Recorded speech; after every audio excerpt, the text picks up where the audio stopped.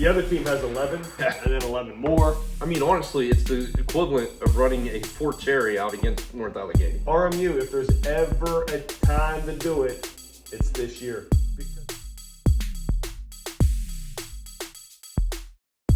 Listen, college football is always first to come back. I love me some college ball along with the NFL. And I think I wanted to have my man Larry back to talk some college, because we're both college football fans as well as NFL fans. But there's a unique thing going on here in Pittsburgh. Go Noles.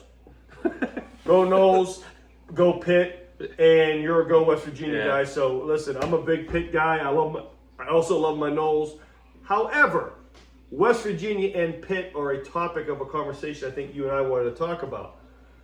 My alma mater, RMU, is starting this college football season out against West Virginia. Mountaineers. Your Mountaineers. The Pitt Panthers are all starting off with my as an RMU guy rival, the Duquesne Dukes. So that got us to thinking, I believe, and there's a reason why you and I want to get together this evening. Yep. What do we think about these little schools? Well, they're not little, but I mean they're smaller, taking on these large schools. And I want to start off with a quick thought about the RMU West Virginia game, and we would love to see everyone's comments, below on what you guys think as well.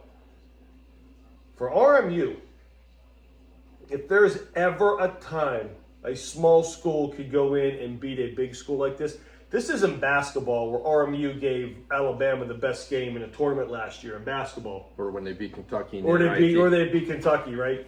West Virginia, if I'm not mistaken, and correct me if I'm wrong, there were like 70 or 75 new players on this team. Yes. With Rich Rod. And a new coach. If there's ever a time where a team from a school the size of Robert Morris could get the school of the size of a West Virginia, it's this one. Yes. Because of all of the turnover that's happening in West Virginia. And I know they're kind of rebuilding and first game of the year, even though it's in Morgantown. This is the time that Robert Morris could shock the world. What are your initial thoughts? What are you hearing about West Virginia coming into this game, and what should anybody who's watching and our WVU fans think about? So, as a Mountaineer fan, there's a lot of mystery around this team, as you said. Yeah. Rich Rod came in, took a lot of players from a portal. They had some decent players return, had a lot of players leave, like every college. So there's a lot of mystery. It's the first game. And he's kind of kept everything secret. Like there's not a lot getting in and out of preseason camp. And I don't know if it's the Rich Rod factor, but there's a lot of national people who have picked them to play in the Big 12 championship game. Is that right? Against the K-State, maybe? I've seen Arizona State, and maybe it was, I forget who the other one was, but they've been picked by several national people. That could be a pipe dream. I'm not sure. Okay. But my question for you, having played at RMU, what are your thoughts on these little so-called smaller schools going, and a lot of times, we'll say 90% of the time, getting beat up? Oh, yeah. But it does bring a lot of money into their program. So, it's a great question. Like, I don't know, did you ever play in a game like that? Because No. Robert Morris wasn't playing that kind of schedule back then. It was the first year. We were playing anybody. See, it's different for me because I was a skill position. I think there, in Robert Morris and Duquesne and schools of that size, I think can have skill position players that can play with bigger schools. It's the trenches. It's the trenches that I think they're going to get. Trenches. Kids are going to get their ass beat. In depth. The attrition is real Yeah. because honestly, West Virginia or Pitt can roll out their second and third strings and beat Robert Morris and Duquesne handily, in my opinion. I know Duquesne has played Florida State before and other stuff too, so I get it. Here's my thing. First off, the first part of the answer, would I be up for that game? Is a once in a lifetime? Yes, I would be up for that game. Just to see where you're Just to see where we're at. Yeah. To do it every year or multiple times in a year, I would look like, what are you guys doing to us? Yeah. So I would feel like a sacrificial lamb. Now, and I'm going to put this in other perspective. I have a daughter that goes to Kent State University. We open up, and I'll say we because I'm a golden flash by fatherhood, opened up at Pitt.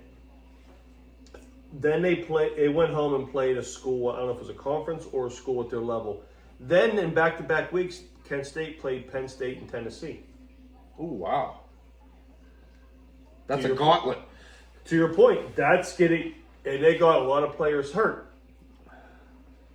But they brought, I think they got almost like $1 million a game. This is another reason why. Which could fund your football team for a while. It's at a school that size. And this is another reason why I am 150% behind college football players getting paid. You are running these guys out there, the suits, the administration, they're running these kids out there in a David versus Goliath type of thing. Again, this is not basketball. This is not soccer. This is not tennis.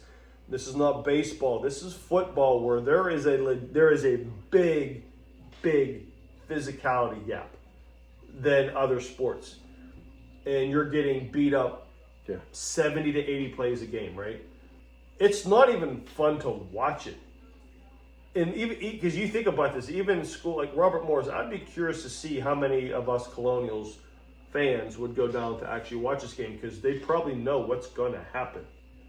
How many Duquesne's different? Duquesne can take a quick shuttle to Pitt, but they really know what's going to happen, right?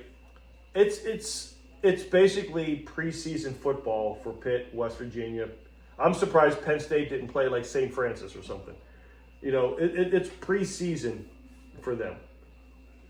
The money is there. I just don't like running the athletes out there twice a year or every year because you're really putting their health at risk. I mean, honestly, it's the equivalent of running a Fort Cherry out against North Allegheny. The linemen are bigger. You've got more players at every position. People are going to get hurt. Listen, you can only put 11 out at a time. Yeah. However, the other team has 11, and then 11 more, and then 11 more. Robert Morris probably has, and Duquesne probably has skill positions that can play at a major D1 level. Maybe not be a starter, but they can play. Yes. Maybe one lineman. It's the attrition of all five. The blitz schemes, the linebackers hitting right. It's too much for football. So I am not a fan of it. But when you get that one occasional upset like Appalachian State beat Michigan, it's a beautiful thing to watch. No, you were saying something about that before we hit record. Something about Appalachian State in the Big Ten Network or something? That game was the first live game the Big Ten Network broadcast when they started. That was when Appalachian State won in the Big House. 34-32, 2007. Wow. Probably just upset a bunch of any Michigan fans watching, but that's all right. And honestly, even Appalachian State's a bigger school football program than Duquesne and Robert Morris. It is actually a bigger school. Yeah. Even like JMU and things like that. Yeah. So I understand why they do it. RMU's getting a lot of money to go to Morgantown. I'm going to tell you this. West Virginia's never coming to Robert Morris. And nor should they. No. But if this is a one and done thing, yeah, why not? If RMU, and I don't know this, being a bad alum, if they did like West Virginia this year and Pitt next year, and then like that's done, okay, that's fine. But if they're going to trot these kids out every year, well, they just played a major Division I team last year. Was it Utah? They played Utah State. Okay, that's where the kid made the great. One that made Sports Center. Yeah. So, and they held their own. I think it was 14-13 or 17-13 at halftime. But even with that said, I wouldn't consider Utah State up there with the powers. Again, not that West Virginia's a power, but they're a bigger Conference 5 program. Exactly. You take Duquesne and Robert Morris out and put Utah State versus Pitt and West Virginia. It's a lot more competitive game. Yes. And there's a chance that Utah State could actually beat some of those guys. So if RMU, if there's ever a time to do it, it's this year. Because of the turnover and the unfamiliarity that West Virginia is going to have this year with all of that turnover. Even though Rich Rod has coached at West Virginia before, he's basically got like a pickup squad. He's got to change his whole system. Yeah. Like player-wise. That's his the biggest problem. Like his whole system was speed. Mm-hmm. Brown's was power, control the ball. So now he's trying to get all of his type of players in there. Those are different linemen. Those are different everything. And if you're Now going he does tempo, have Pat White on the sideline, so maybe if he can get him in there. if he's got like a different, if he's got one more year of eligibility, we'll have to start watching. Out there like what's that, North Texas? Out there with like a 42-year-old freshman. Blow the whistle. Yeah. No, RMU. Let's go, RMU. Pull out this upset, man. Let's go.